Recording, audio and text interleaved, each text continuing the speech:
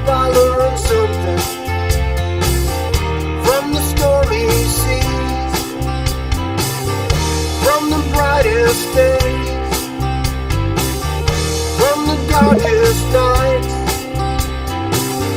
from the sunny days.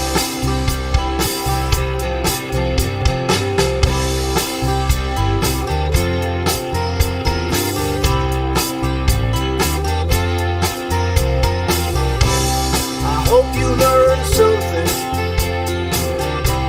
I hope you learned something. I hope you learned something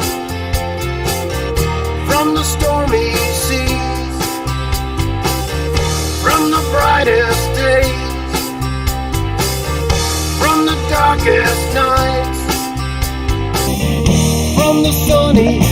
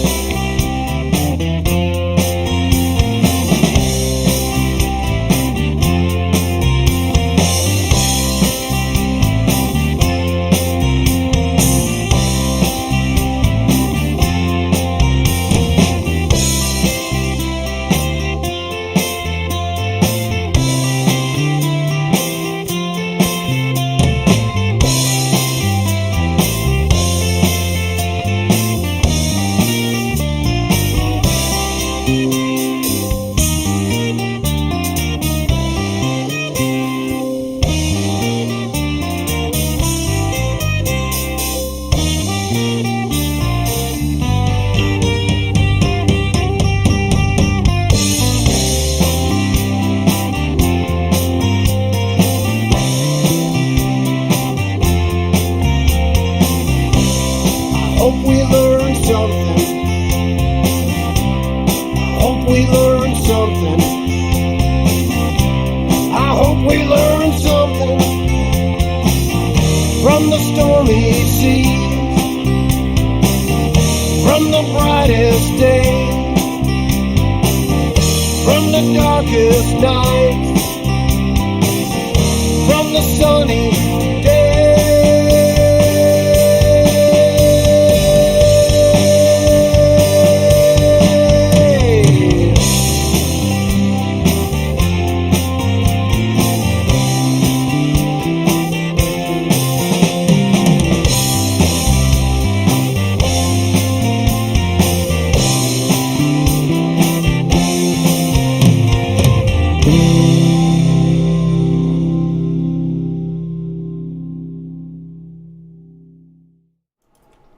Howdy, howdy, howdy. Welcome to the daily All Hat No Cattle News Rodeo. I'm your host, Hat. Here I was, ready ahead of time. Laid down in the front room for a little while with one of the kitties on my lap, just trying to relax. Because again, I didn't get a lot of sleep last night. Came in here with 7 minutes to spare. And just as the song was wrapping up, I realized the microphone wasn't on and the microphone itself wasn't in front of me. Again, every time I'm ready early, I screw something up. But enough about me. Welcome to Friday. I think this is only the second Friday I've been here for the last 4 weeks. You guys know that I hate to miss Fridays. I have what I consider to be a great Freedom Tunes cartoon to end the show. Something that you might not expect to see, but it did make news this last week in a certain sense, and I think you'll enjoy it. I actually previewed it. Now, of course, during the first part of the show, as I refer to it, the YouTube block, we've got a lot to do. And by the way, many thanks to my loyal YouTube viewers. I do get a good number of hits on the show after it's over, and I want to thank you. I usually give YouTube short shrift because they demonetized us some weeks ago, but I still want to be here. You guys, a lot of you guys have been with me forever, and you deserve a round of applause and gratitude. So thank you. Thank you also very much. And of course, hello to those of you who watch on Rumble after the show posts as well. Welcome to you. And waving at the chat, I've got Twin Crier in both the Trovo chat and the DLive chat. Thank you very much. As well as other great friends to the show. And Thumper, I cannot read that out loud because we know what happens. But thank you for putting it up there. We know who you're referring to. So let's get right to it, folks. By the way, second half of the show, also known as the Gab TV block, we will be touching fairly strongly on transgender issues, especially sexual reassignment surgery, and how that has recently popped back up in the news. I'm going to spend a good bit of time on that, so put on your thinking caps. But, as we always do, let us start with our first Babylon Bee bookend, the only one today, since we only do one Babylon Bee on Fridays. This is the one on the left. From their Worldviews section, Chicago police now required to ask for criminals' consent before arresting them. And here we have Mayor... let's see, she is known by many names, one of them writing with Cheadle Noose. That's the only thing I can say without creating a wormhole in my room. Anyway, Dateline, Chicago, Illinois.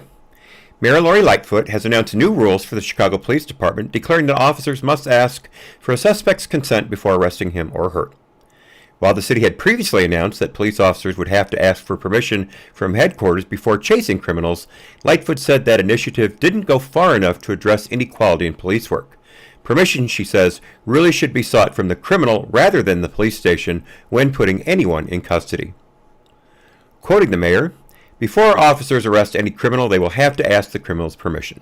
To do so otherwise would be to violate the criminal's rights as he beats someone up, shoots another human, or burgles homes and businesses.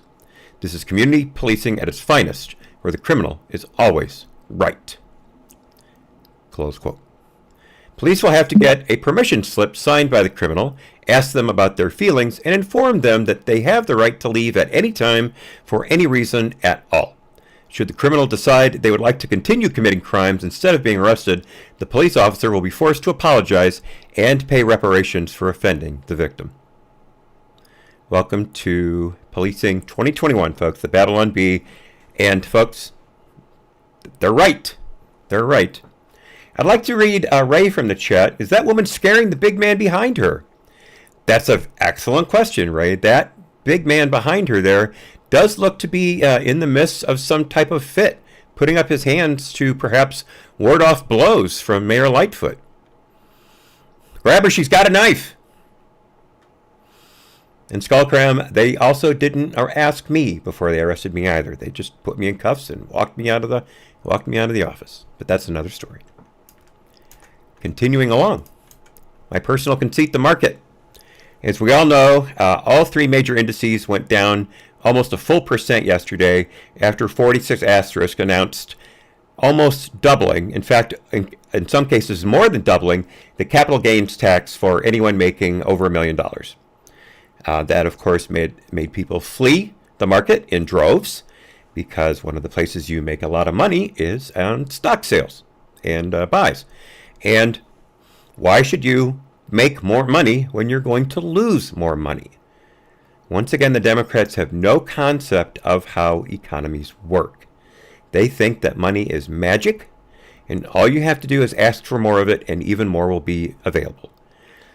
It's as if they didn't pay attention at all to the fact that after the Trump tax cuts took effect, the federal government saw record tax revenue.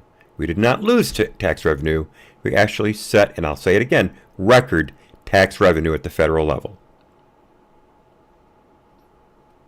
And here we go again. So, the Dow clawed back only a part of yesterday's loss. It closed up just under 0.7%. The S&P 500 and NASDAQ actually did rebound fairly strongly, both over 1%. The NASDAQ, in fact, almost being up 1.5%. Gold slid for the first time in a few days, down almost 0.5%. Crude oil is well above $60 a barrel, now sitting at $62.13 per barrel of West Texas Intermediate sweet crude.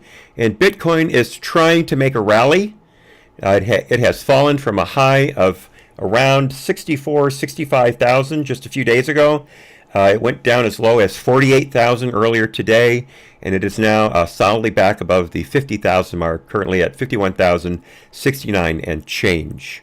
That is down still a full percent over when they were tracking it earlier today or late last night. All right, the post office. We covered the story yesterday. ICOP, they called it. The post office has been monitoring social media.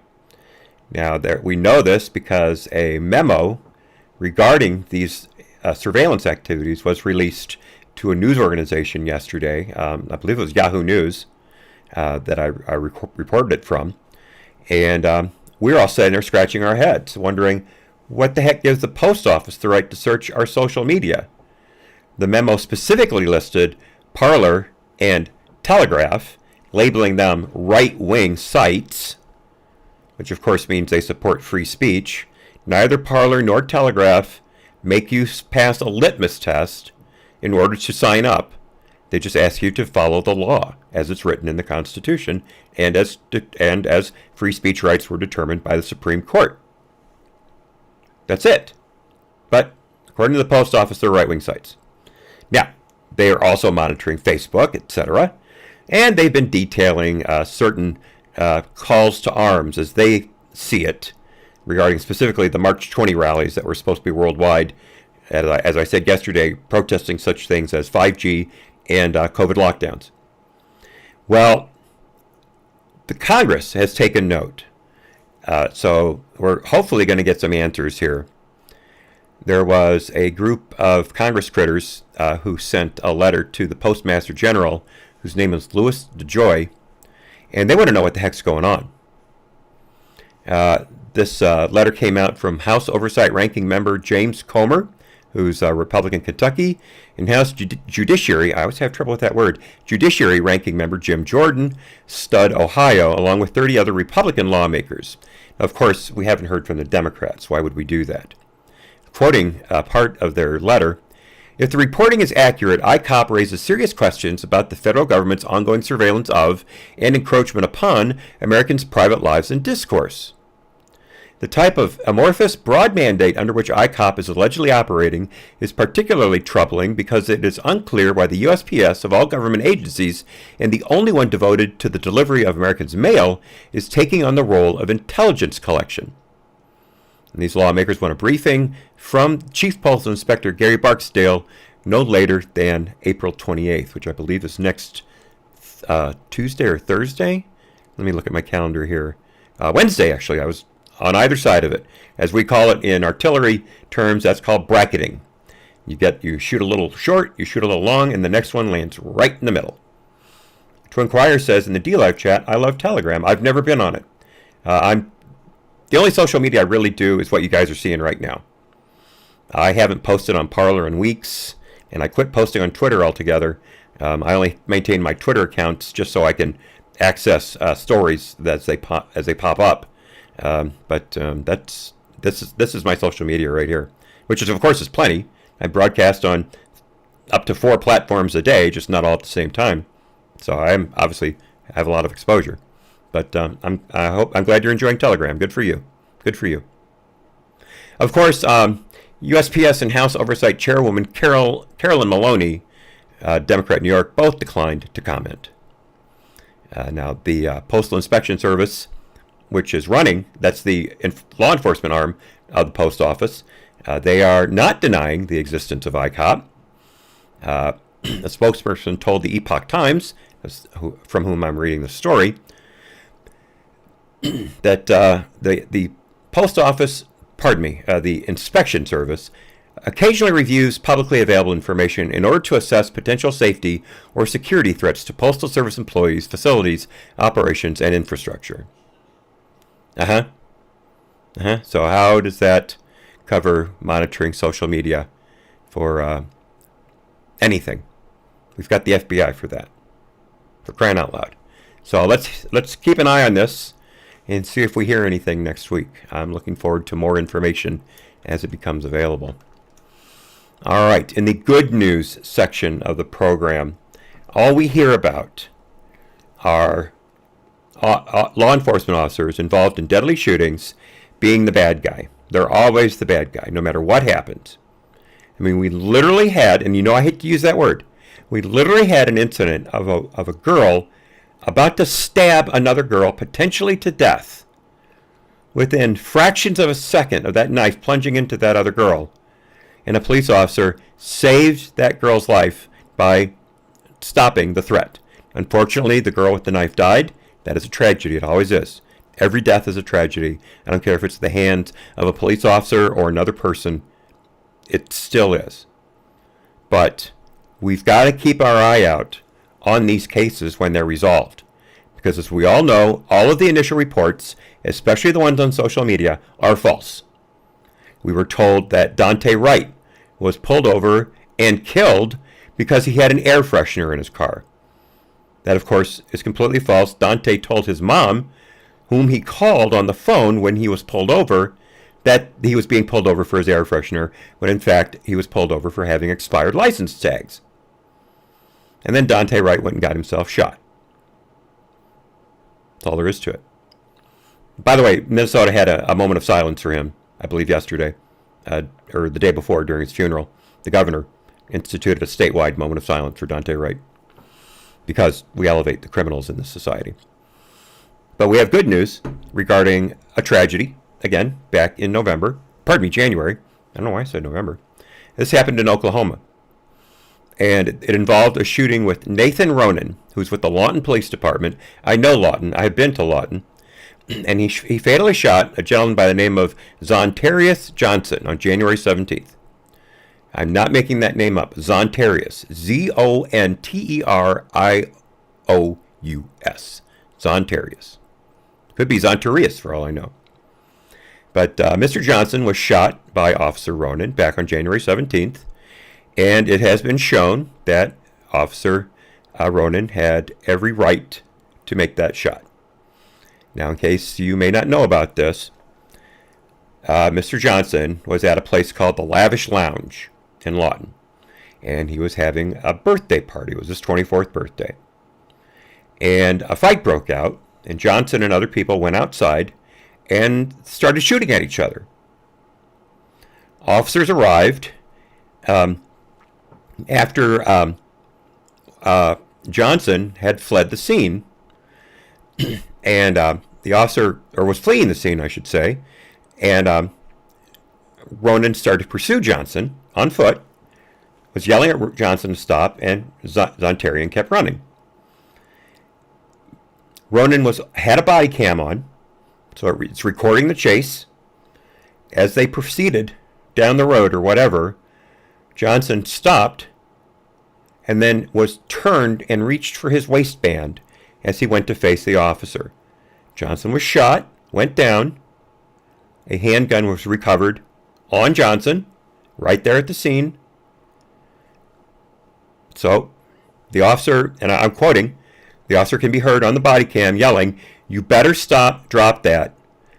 And then Officer Ronan fired as Johnson was raising and producing the barrel of the weapon. And Johnson was struck twice in the chest and once in the foot. Johnson was found with a Taurus Model 9mm with an empty 12-round magazine. So he was obviously emptying his magazine in the parking lot. You never know how many rounds you have left, by the way. It's impossible to count rounds. Absolutely impossible. Don't even think you can do it. 7 spent cartridge casings identified as being fired by Johnson were also recovered outside the Lavish Lounge. OSBI forensic reports show that Johnson's fingerprint was found on the magazine. A lot of people miss that. They think they wiped the gun of prints. No one ever thinks about the fact that they leave prints on the magazine. And magazines are perfect media for fingerprints. It's as if they were designed for it. Except some plastic magazines. But even then, chances are good you're going to leave a fingerprint.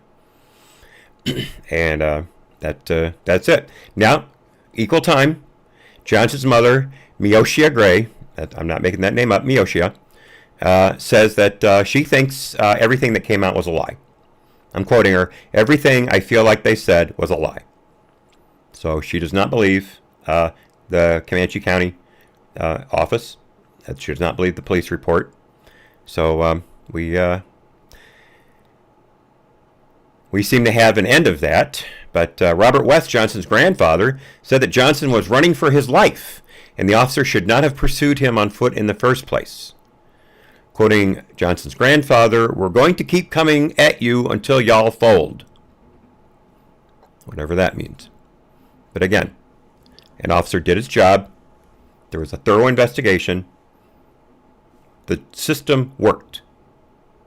Okay? The system worked. All right.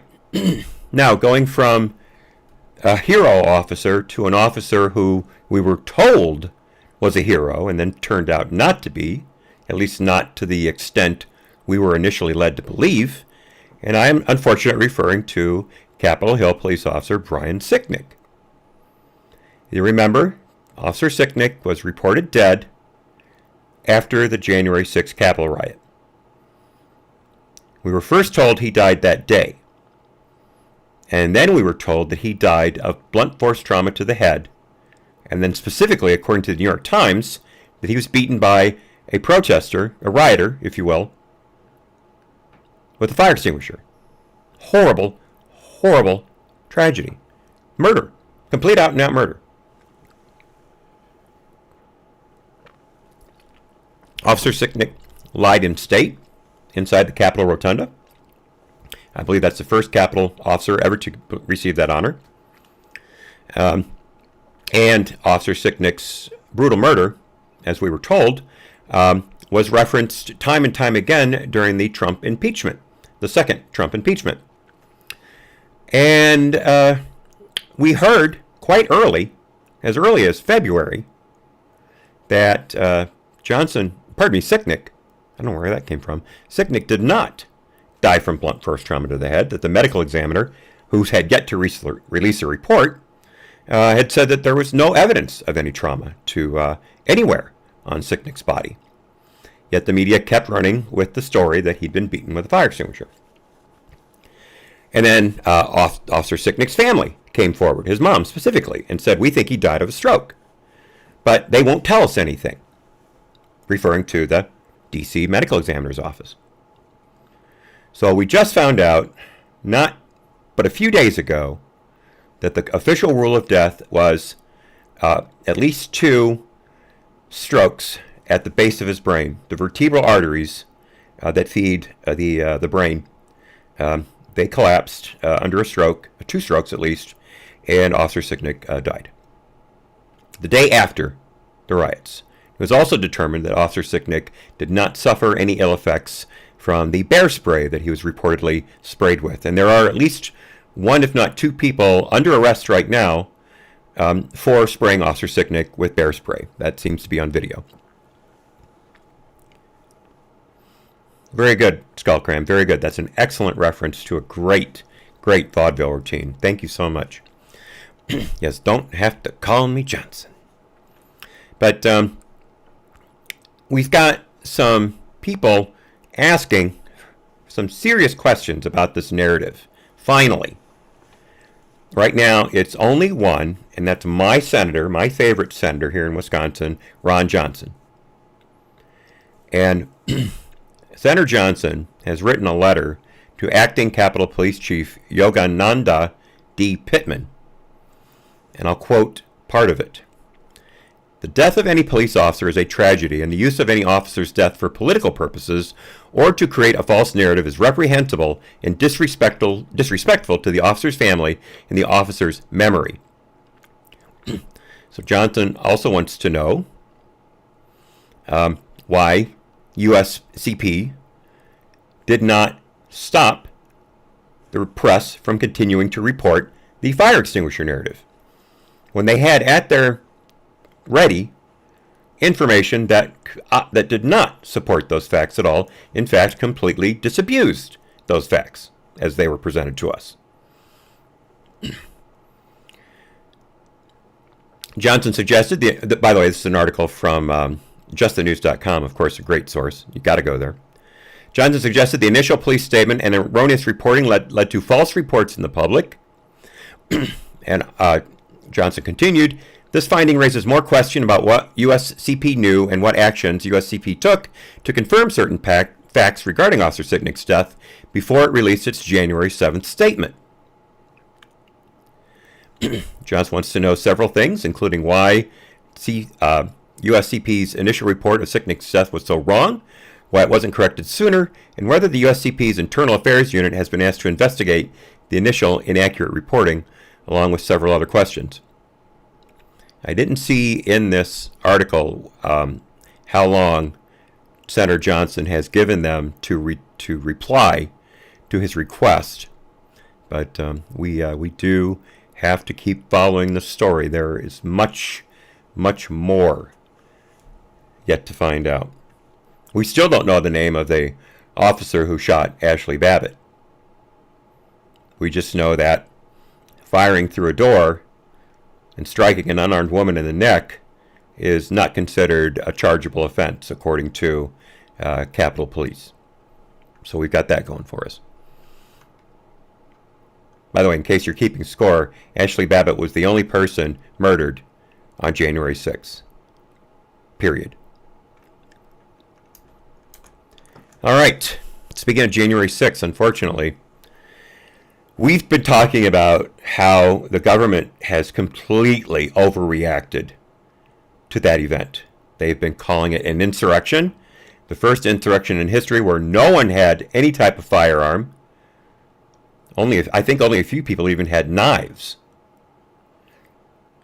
We were told one guy was there ready to start tying up Congress critters with zip ties, when it turns out he was actually photographed after he found a bunch of zip ties on a desk that had been left behind by Capitol Police and said on camera, "We need to grab these so they don't have them to use against us." I'm paraphrasing, but that was the import of his statement.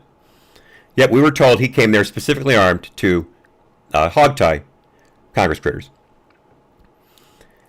And we've seen so far that more than 400 people have been charged by the feds for January 6th. The vast majority of them are trespassing charges. Even though Capitol Police stood aside from the doors and waved hundreds of people into the Capitol, people who did nothing more than stand around and take selfies and then walk out. Yes, there were some violent people. There was damage done, yes. But that was the complete and utter minority of the people in the Capitol. Yet, we've seen 400 people already charged, and according to this article by Alex Nitzberg, again in justthenews.com, the government's anticipating charging 100 more, at least. You may know that the feds have been buying billboard space and plastering the images of people caught on video, inside the Capitol and around the Capitol. The FBI has been using financial records given to them by certain banks without any subpoenas being issued whatsoever, and has been interviewing people who had the temerity to be in D.C. on that day, or to have perhaps slept over the night from January 5th to January 6th. People that they had no record whatsoever of being anywhere near the Capitol building, much less even attending the speech that President Trump gave that day. Yet they have been showing up at these people's doors and questioning them. Yet, not one person arrested on January 20th, 2017, who rioted through downtown D.C., tore up buildings, torched cars, attacked police officers. Not one of those people arrested is going to see a day in jail. They have all been cut loose. There were, I believe, a handful of trials, and they all resulted in hung juries. Yet we're charging hundreds of people for doing nothing more than stepping into the building of the Capitol.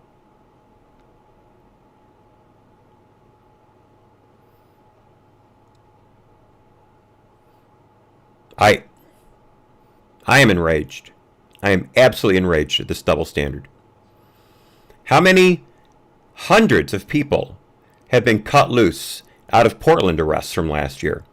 I covered the story not too long ago where the feds are dismissing charges outright, including people charged with several felonies, not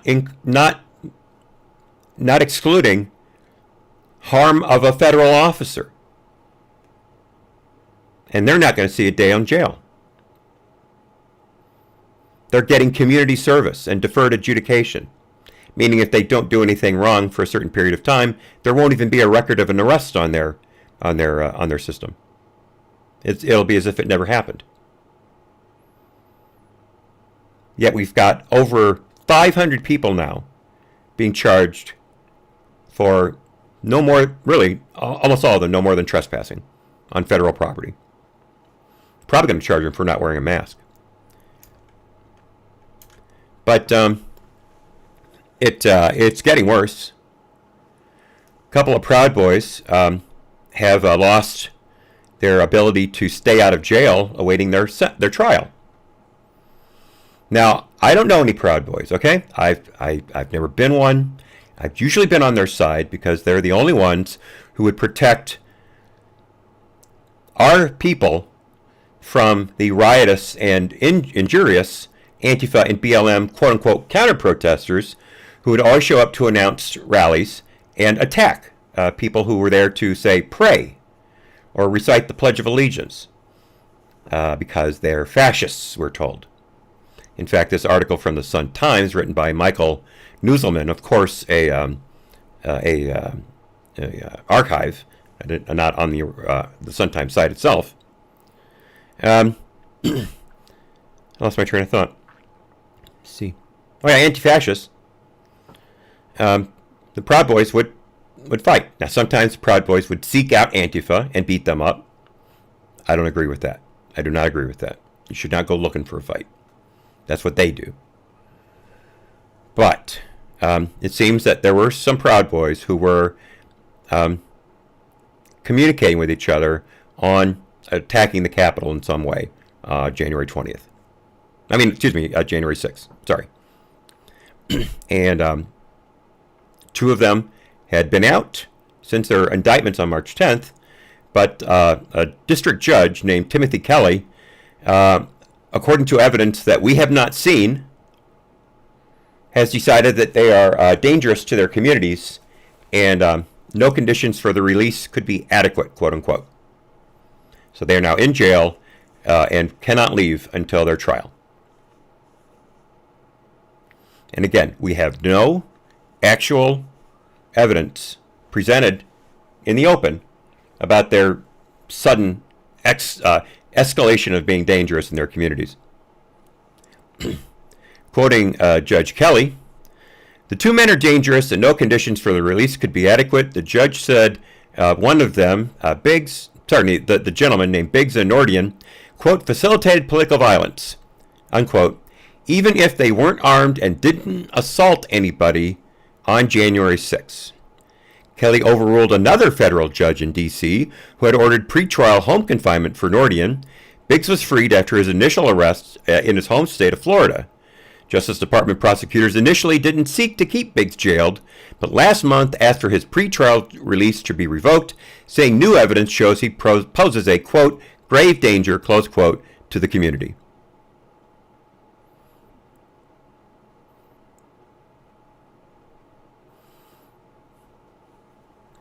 Last month, indictment charged Biggs, Nordian, and two other men described as Proud Boys leaders with conspiring to impede Congress's certification of the Electoral College vote.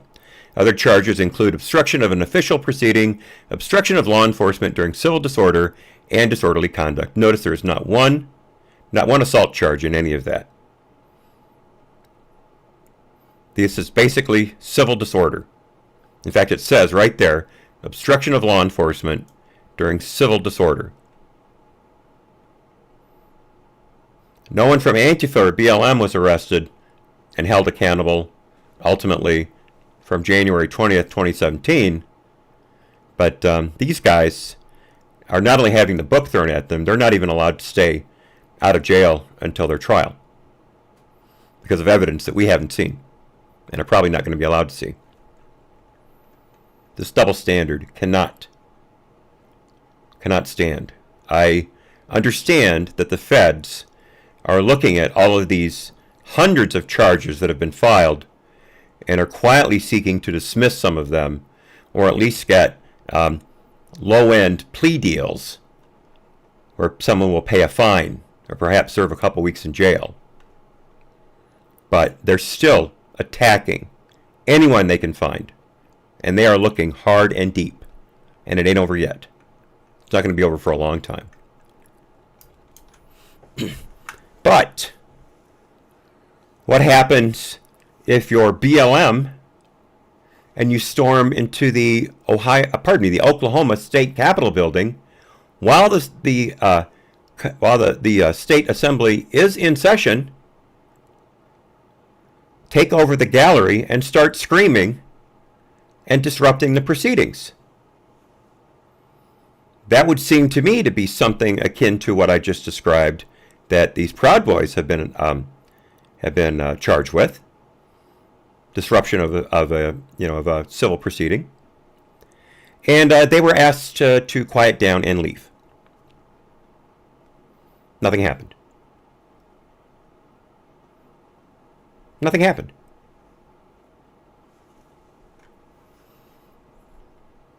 And that's Oklahoma. Now, why were they protesting? Because Oklahoma decided, like Florida and other states, that certain rights, quote unquote, while you're protesting, are actually crimes. Rights like surrounding vehicles, trying to break the windows and drag people out of them as you're blocking a roadway. Oklahoma, like Florida, this law they just passed, will not hold a driver accountable for any injuries sustained by quote-unquote protesters, read rioters, if they did not intentionally mean to harm them as they drove through a crowd that they felt was threatening their lives and property. BLM won't stand for that. You have to be allowed to destroy anything within your hand's reach if you so care to. That is their right as angry people. Let me quote State Senator Rob Standridge.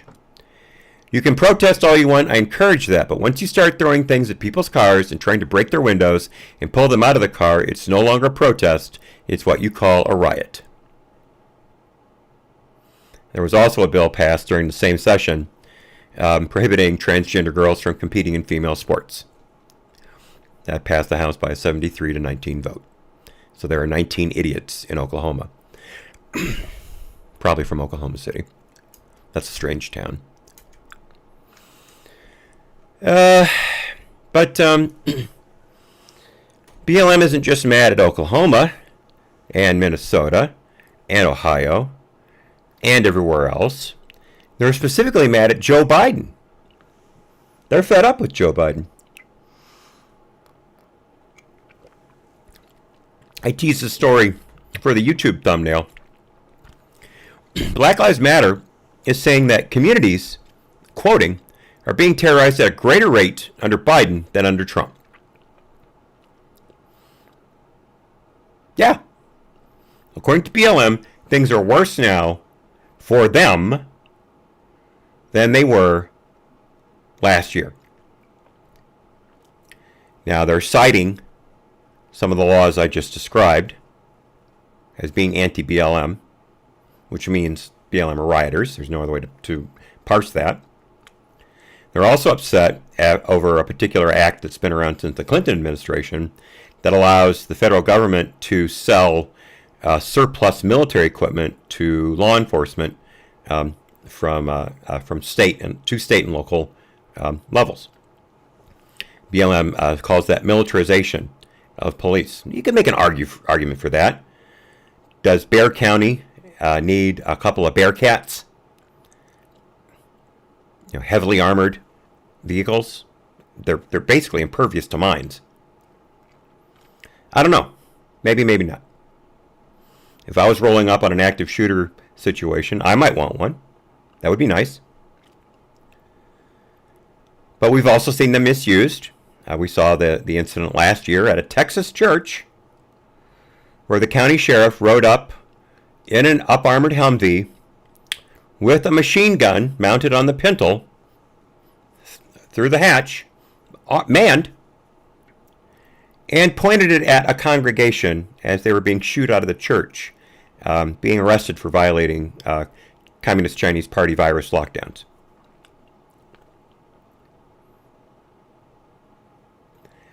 Michael Scriven says in the YouTube chat, I'm picking up a pizza next to a martial arts studio, and Krav Maga is a type of martial arts. I've heard of it, actually.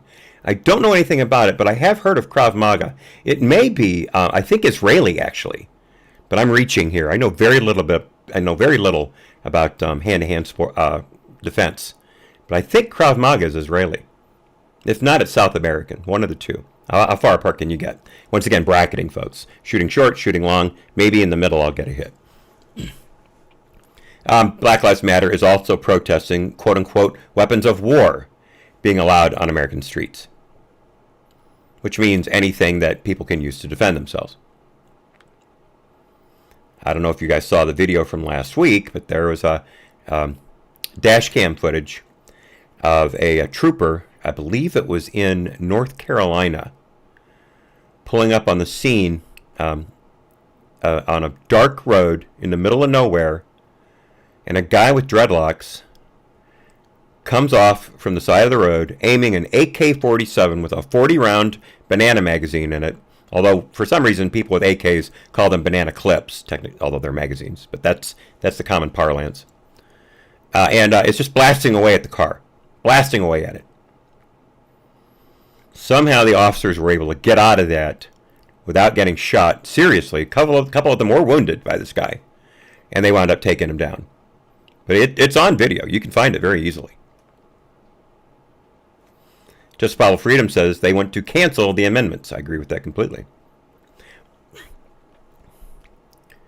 But, yeah, BLM is saying that Biden, who hasn't even made it past his first 100 days, is worse. Quoting a recent Black Lives Matter Global Network Foundation release, Biden's first 100 days are up in 10 days. By then, we need him to end 1033, which transfers military equipment into the hands of police across the country, including school and campus police. They also tweeted, another example, the military you see out on your streets ahead of the Chauvin verdict. Biden is currently sending more military equipment to our neighborhoods than Trump did. This on their website. Again, quoting, you read that right. Our communities are being terrorized at a greater rate than they had been under Trump. Now I want to point out one thing specifically here. The military you see on your streets ahead of the Chauvin verdict. The only reason they were there is because BLM, y'all, like to tear down cities whenever you want to, for whatever reason you care to elicit at the time. And sometimes for no reason whatsoever. Y'all just go out and loot and steal and burn, and you expect the communities to stand by and take it. The businesses, of course, it's their fault for being in that community. These are almost exclusively black communities that get hit by this. And I've got a story, I believe, in the second block about the businesses around, or in, I should say, the George Floyd Memorial Square in Minneapolis. How poorly their businesses are doing since this became a thing. But that's on you, BLM. If y'all hadn't been doing, according to insurance claims, $2 billion with a B worth of damages last year. $2 billion. And again, that's just insurance claims. How many of these businesses didn't have insurance? I'm sure a very large majority of them.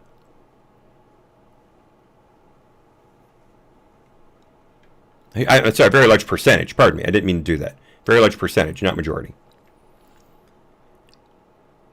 That's on you guys. But we're supposed to blame everyone else for their actions. It's like Ben Shapiro's been saying for the last few days. The bigotry of no expectations. You guys remember my rant from just the other day where I came out as a racist? It's things like this that, that show that I'm right. So, okay, here's that story. I thought it was in the next block. I apologize. This is about the black-owned businesses at George Floyd Square. There's an article from yesterday in the New York Post, written by Elizabeth Rosner and Jorge Fitzgibbon. Not Fitzgibbon, but Fitz-Gibbon. And in brief, the businesses, they're black-owned. All right? Corner of 38th and Chicago Avenue, black-owned businesses. You'll remember the famous images last year of the Chicago Avenue liquor store being absolutely burned to the ground after it was thoroughly looted. Then they set it on fire. At least they got their priorities straight. Loot, then burn. But these businesses have seen a 75% reduction in income since George Floyd Square became a thing. 75%.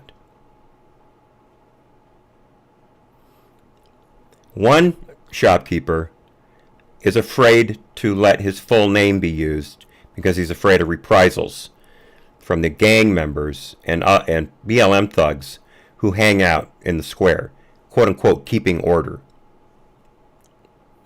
Guy goes by Alexander W. in this piece, and he says, "The city left me in danger. They locked us up on here and left us behind. They left me with no food, no water, nothing to eat. The police, fire trucks can't come in here." There are stores on the block that are shuttered. And again, 75% loss in income since the memorial sprouted up. Here's the thing. This is a quote from Phil Kallar, who was supposed to be a member of the group that, and I'm quoting, oversees the memorial.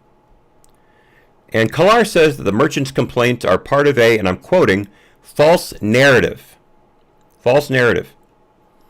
Quoting him further, "It's not like we are telling delivery drivers or customers not to come in. This area has always been violent." False narrative. Here's my favorite part, though. One of the main groups keeping an eye on George Floyd Square are the Bloods, a notorious gang, a nationwide gang.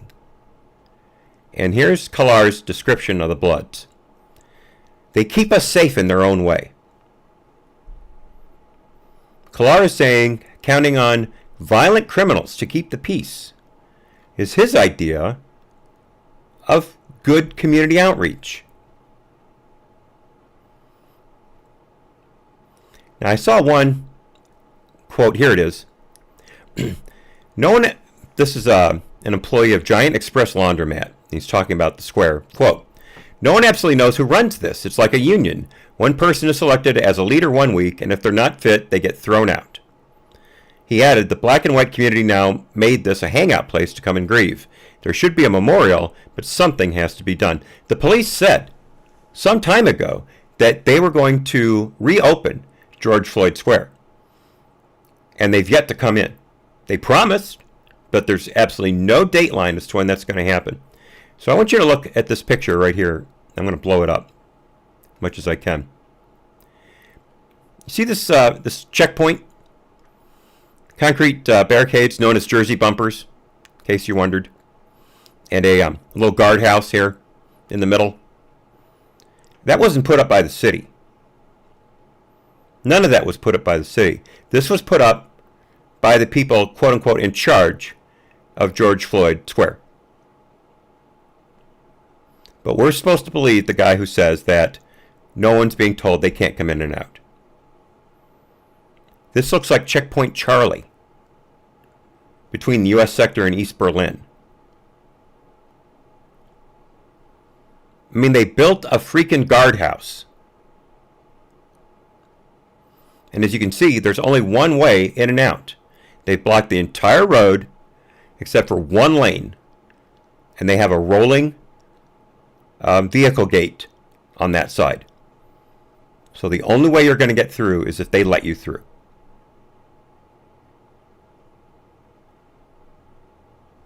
Twin Crier says in the D-Live chat, now they're planning to ban white people from St. George Floyd Square. Great, great. Thank you for putting that out there. I had missed that. Continuing. I have a link to the GoFundMe page for these businesses that I just described, the George Floyd Square businesses. They have come together. They are accepting donations. Let me refresh the page here. Right now, they have raised a total of $10,875. They're hoping to raise $400,000. That's all these people are getting. I'll tell you that Picasso Knows and I donated to them earlier today when I found this story. You guys know I would never ask you to do anything that we wouldn't do ourselves. And so we did send a few dollars towards these good people. I don't know if it's going to help. If you would care to, I'll give you the link. Let me see if I can find the link here. I had it a second ago. Let's see. Donate.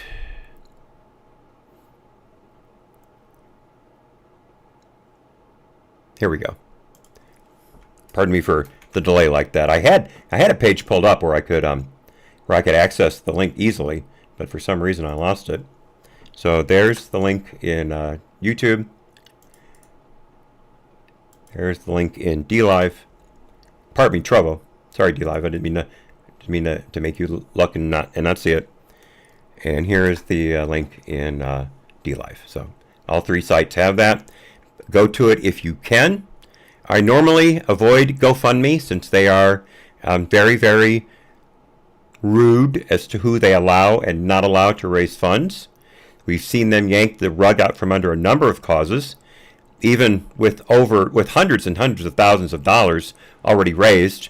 GoFundMe has yanked the carpet out from underneath them and would not give them any of the money. But I saw this as a good cause, so I decided to ask Picasso Knows, and we sent them some money. So maybe you can do the same. One can only hope.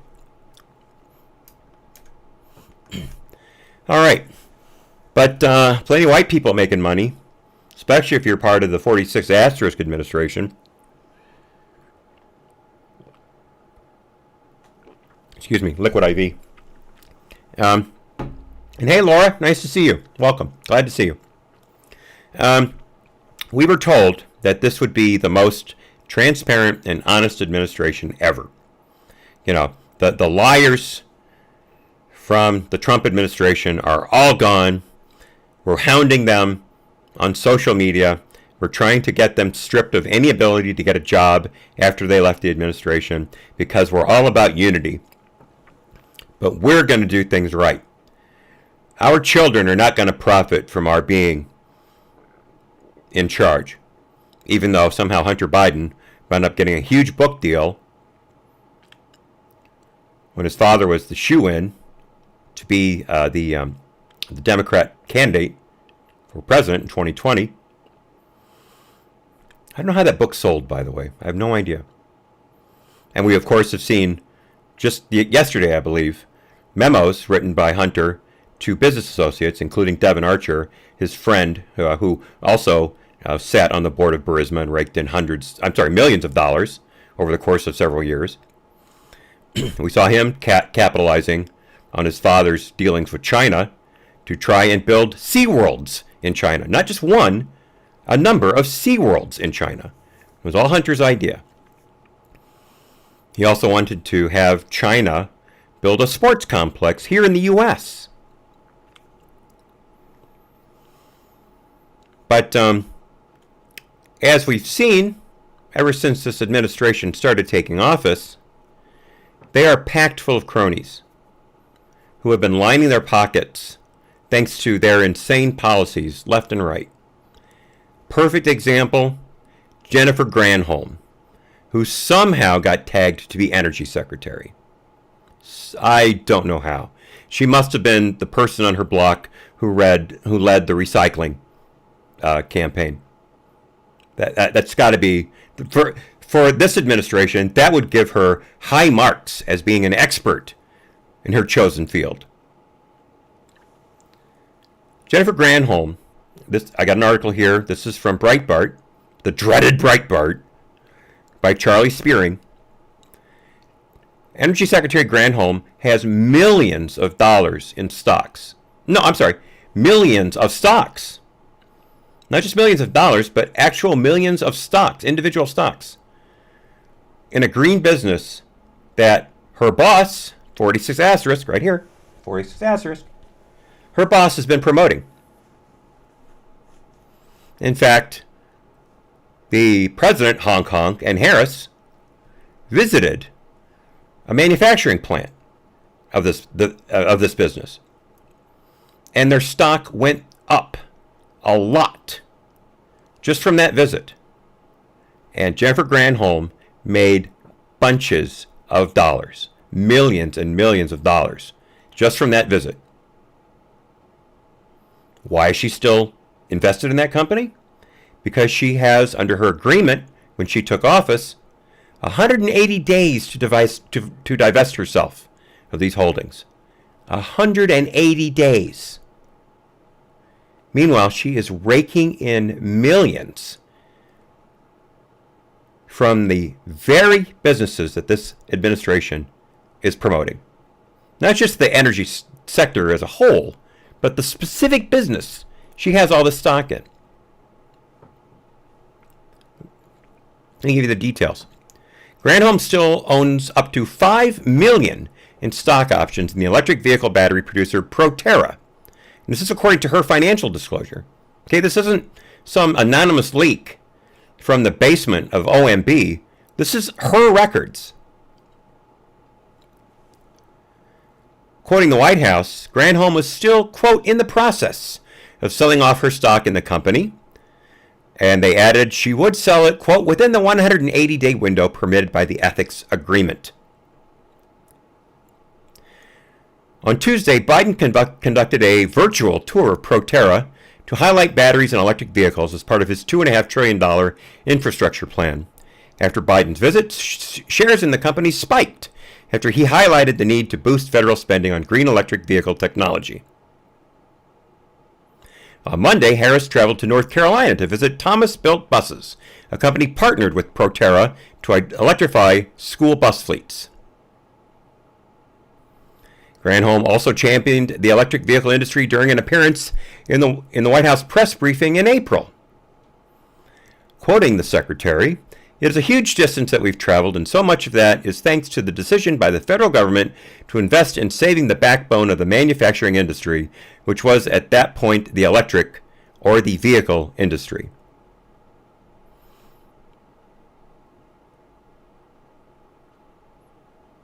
There you go. There you go. You're right, Laura.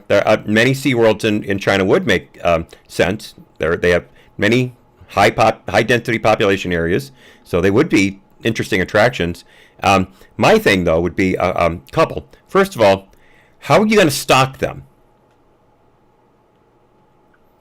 None of that stuff that you would see in a SeaWorld lives anywhere close to China.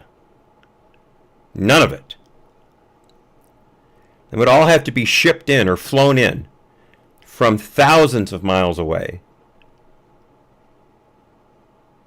So I don't know how that's going to happen.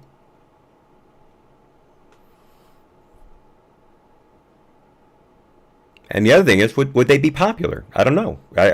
Are Chinese, is the Chinese population interested in something like a SeaWorld? I don't know if that would actually be interesting. Laura asks if China isn't near whales, seals, sharks, etc. No, as I understand it, no. No, their coast is so polluted that they don't have anything near it. Now, that is my understanding. I could be completely wrong. I'm not the expert on the Chinese ecosystem. But as I understand it, they're fishing off the waters of the Philippines and Vietnam because they have so ruined the sea life off their coast. It's one of the reasons they're sinking Vietnamese fishing boats, is because they are competing with the Vietnamese for those catches. And they have been massively trawling sea life around the Philippines for some time now. The Philippines are ready to declare an ecological emergency because of all the trawling that the Chinese are doing off their coast. But I'm more than happy to be corrected by anyone in regards to what I just said. Continuing. Boy, we are late. I did not even notice the time.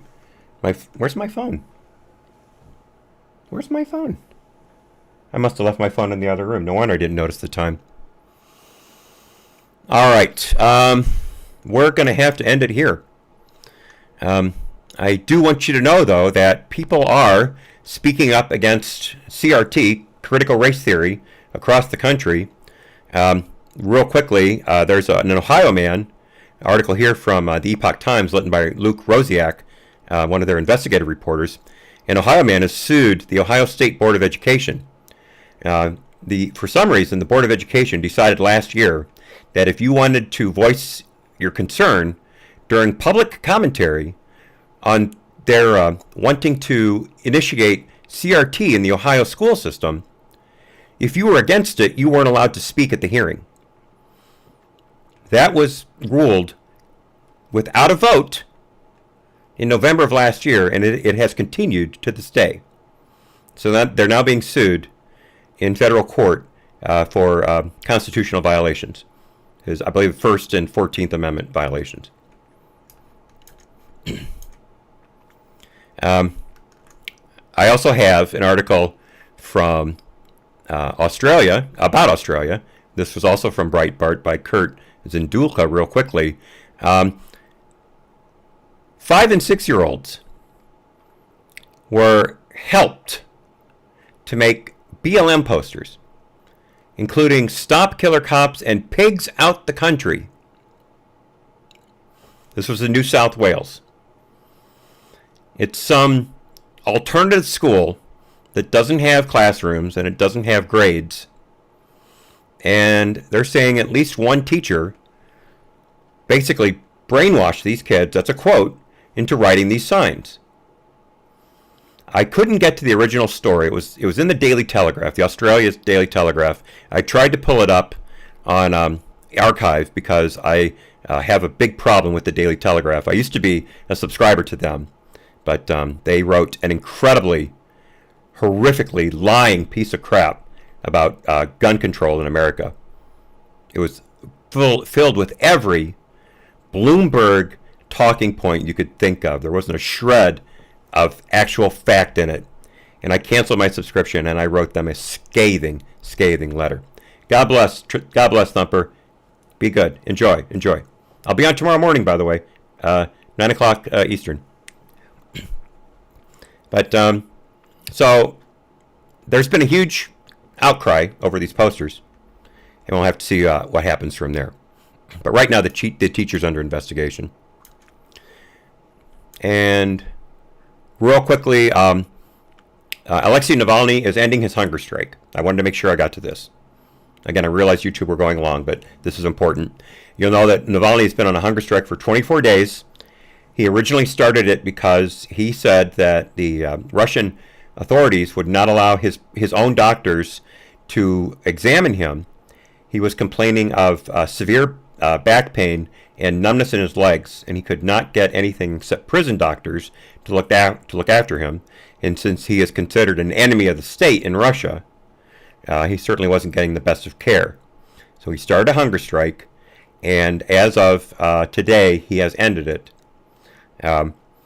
He gave two reasons. First was he still has not seen his doctors. But thank you, Homegoing. Thank you.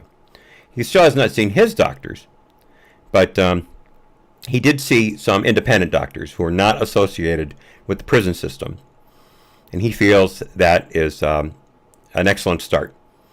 They did a thorough examination, according to Navalny. His doctors have seen the results. They're poring over them right now. The other reason Navalny's ending the hunger strike is he has found out through correspondence with the outside world that some of his supporters have also started hunger strikes. And he doesn't want anyone to be harmed in direct relation to what he's doing. So he sees it as his, basically, duty to protect those who support him and keep them from getting harmed. So he's also ended his hunger strike because of that. Real quickly, you don't end hunger strikes by just starting to eat again. Famous incident when we liberated the death camps in Germany and in Poland, World War II. Of course, there were thousands and thousands of Jews and Christians and others, gypsies, in these camps who had been literally starved to death. They were skin and bones, just skin stretched over their faces like drum skin, and they were starving. And the GIs, out of the goodness of their hearts, just started handing out their sea rations left and right. Sea rations, in case you don't know, also known as sea rats, were the field food that soldiers ate really up through Vietnam. I think it was just after Vietnam when they went to MREs. And sea rats are very high in calories, especially carbohydrates, and I believe fats too. And so very rich food, which of course you need. As Napoleon said, an army fights on its stomach, or travels on its stomach, one of the two. And the death camp prisoners dove into the food. Of course, I mean they were starving. They ate with gusto and abandon, and they started dying left and right, just falling over almost with food in their mouths, because that sudden inrush of calories completely overwhelmed their system. It had been so tuned to such a low-calorie diet that sudden influx of extra calories just made them drop dead. I believe they actually had to put armed guards around some of the camps to keep the soldiers from trying to sneak in to give the prisoners food. Because out of the goodness of their hearts, they wanted to help, and they just couldn't understand that food would kill those people. As you come out of a hunger strike, you have to basically reverse the trend. So the first few days, like with Navalny, all he can do right now is drink fruit juice and eat very, very thin porridge. That's all his body can handle right now. It takes just as long to come out of a hunger strike as it does to go into it. Just so you know. Especially the candy bars. Yes, Ray. Especially the candy bars. You're very good. Very good. Thank you for pointing that out. All right, we have come to the end of the YouTube section of the day. YouTube, you got an extra almost 10 minutes. Congratulations. If you care to see the full show, it's available on DLive. The replay is available for 3 days.